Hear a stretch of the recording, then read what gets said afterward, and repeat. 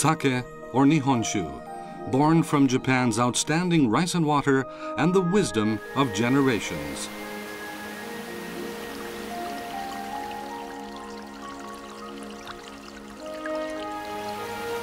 Rice is itself respected by the Japanese, and nihonshu is a precious part of daily life and Japanese culture. Knowing nihonshu means connecting with Japanese culture.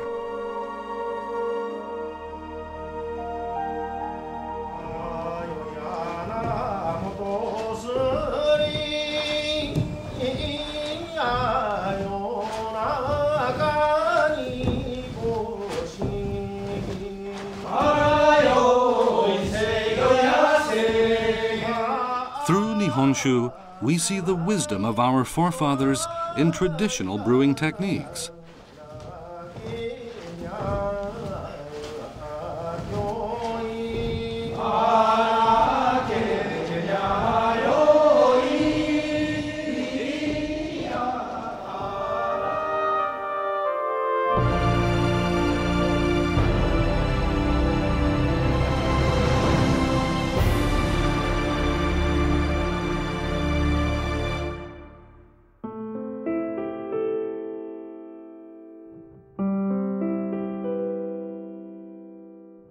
A winter morning.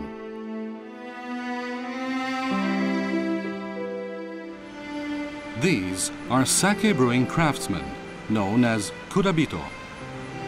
The person who directs and is responsible for the work of the kurabito is the toji.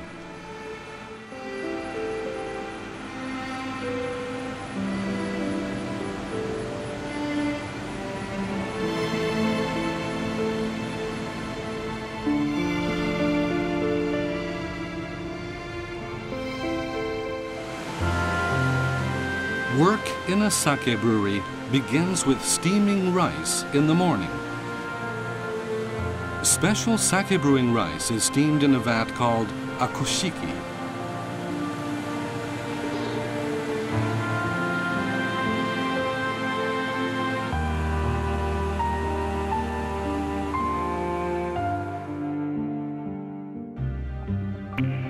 The preparations for steaming began the day before. Under strict supervision of the toji, the kurabito wash the rice and allow it to absorb water.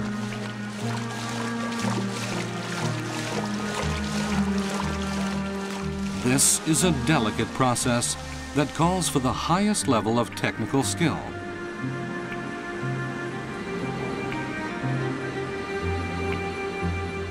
Because the amount of water that the rice absorbs greatly affects the quality of the final product, the toji measures time down to the second during these steps.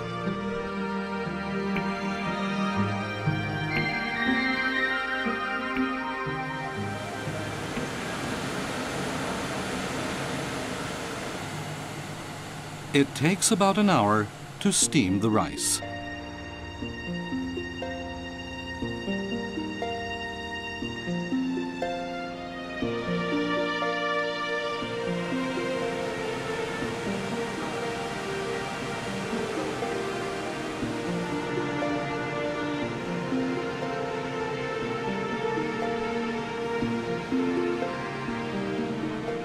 Here, the condition of the steamed rice is checked by squeezing a handful of rice into a putty-like form called hinerimochi.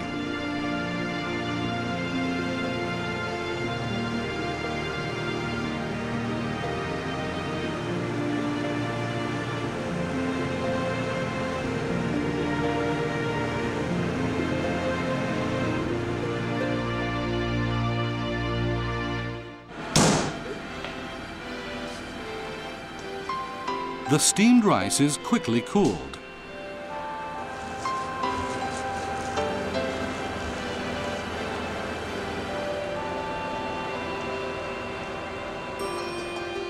The main process of sake brewing starts here.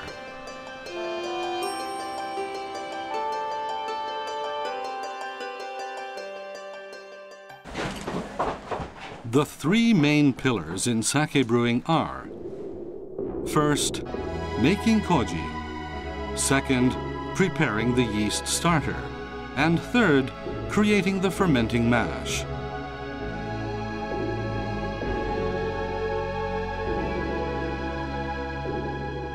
The most important of these is making koji.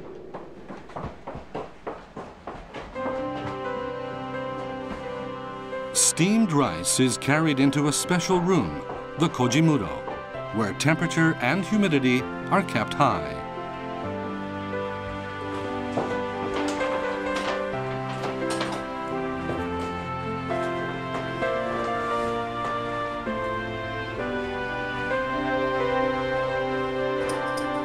Koji mold spores are sprinkled onto the spread out rice.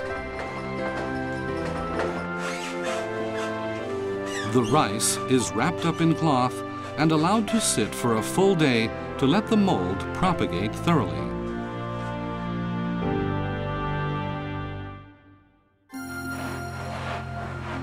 The next morning, the clumps are gently broken up and divided evenly into special wooden trays called kojibuta.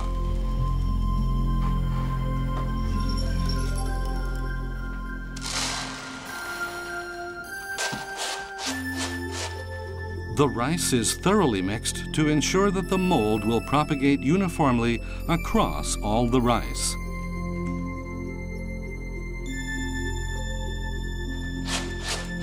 The work performed inside the kojimudo calls for great focus, concentration, and patience.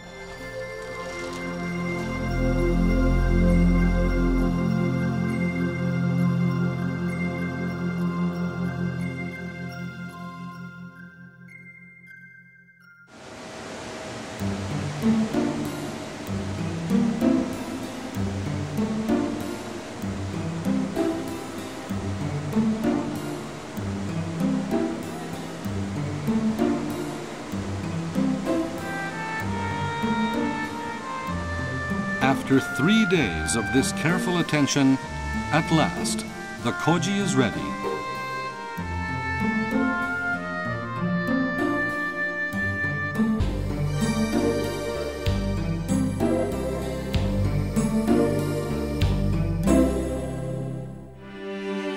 Making sake requires high-quality, pure strains of yeast that will be allowed to greatly multiply and play the major role in fermentation.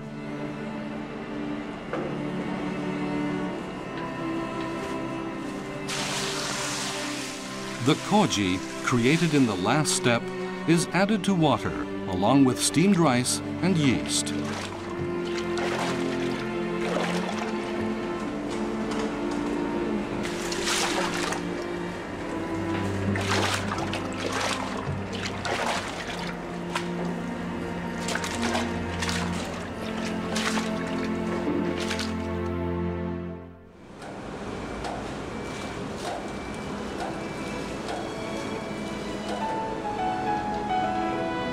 The temperature is precisely controlled to help the yeast multiply smoothly.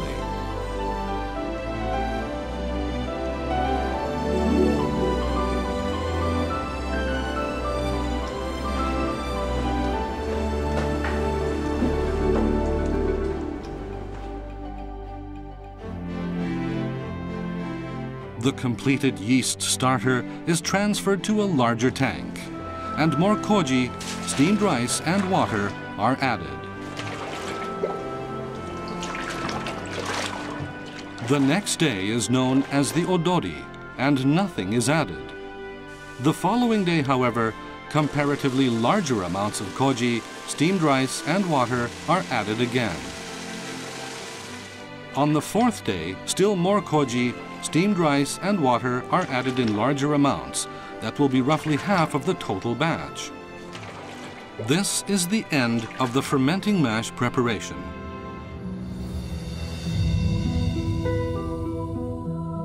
From this point on, the moromi will go through many drastic changes.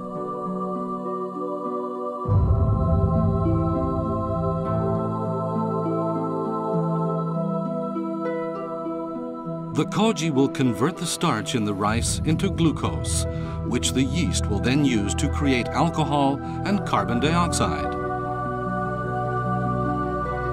The conversion of starch to sugar and sugar to alcohol takes place in parallel and in the same tank.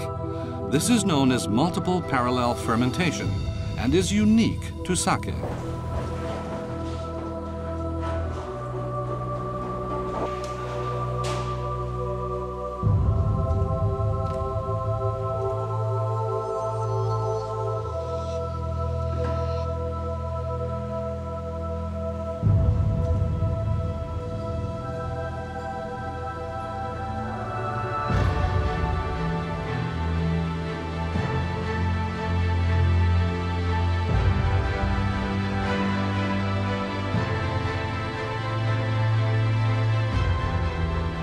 The surface of the moromi, which has changed many times, at long last is quiet and still.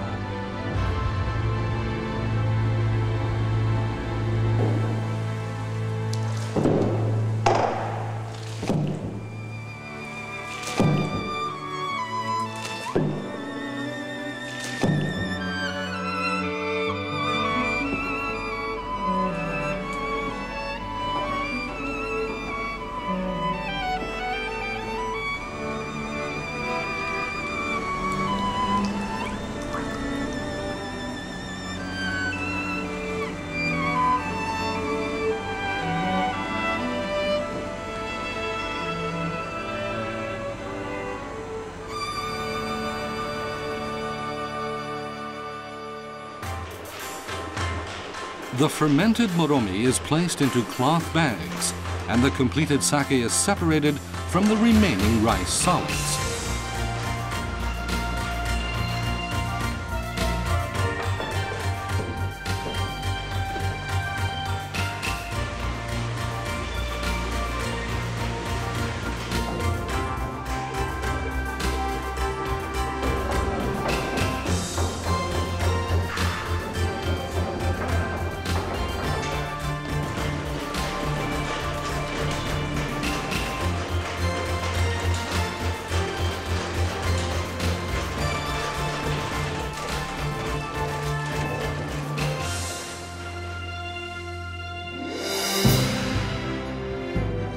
A new ball of cedar leaves is hung in front of the sake brewery, telling everyone that sake has just been made.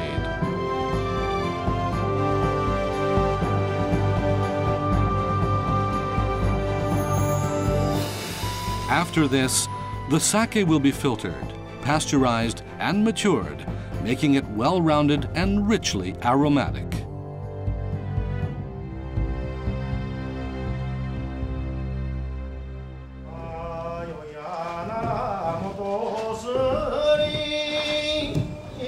Nihonshu today is the result of centuries of supple sensitivity and outstanding techniques.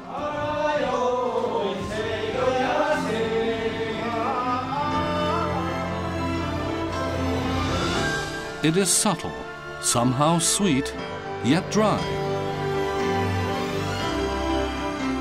Sake goes with the seasons, supports good food, and makes interactions with others smoother.